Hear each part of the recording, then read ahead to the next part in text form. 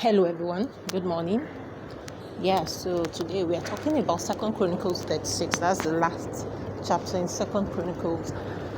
And we get to meet the people after Josiah. So Josiah's son takes over after he died. I wanted to talk about, because I stopped at 33 the last time I spoke. So Josiah did all these amazing things. It was the one that was prophesied of.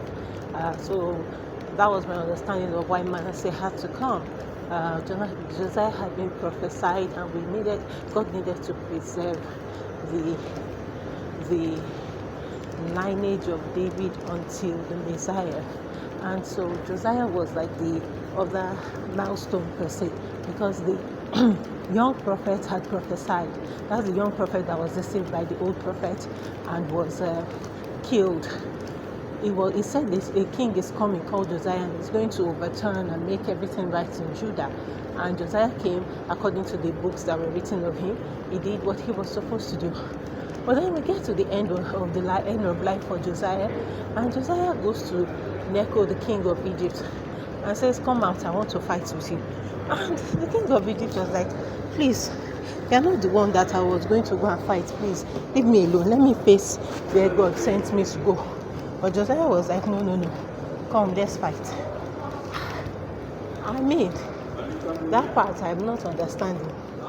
It's not like someone came as an aggressor. You just chop bellyful. You just begin to find who you will fight. And it just occurred to me as well that we do it. We do it. When we feel like, oh, okay, I'm okay now. I have rest on every side. You're not going to be looking for what's not lost.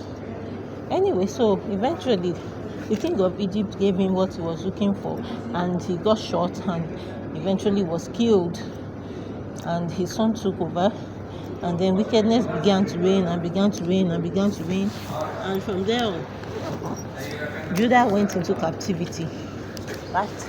And Judah was in captivity, and in captivity, God was not held captive. In their captivity, there was a king called Cyrus. Cyrus said that it was God that spoke to him.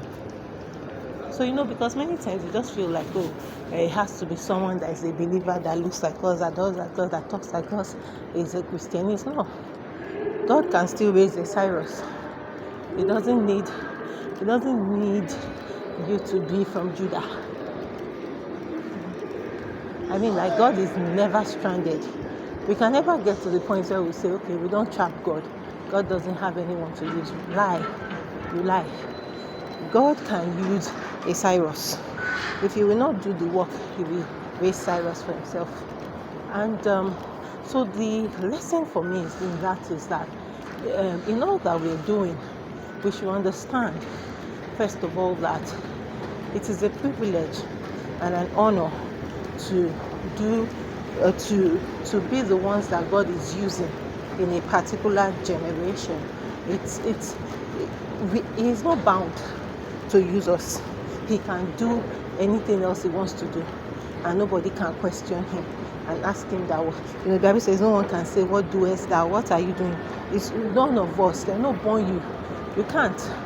But so God can raise a Cyrus, and that's our prayer for Nigeria, that the Lord will raise his king, his own chosen king, a Cyrus for Nigeria, and the Nigeria will experience that which God has written for her in Jesus' name.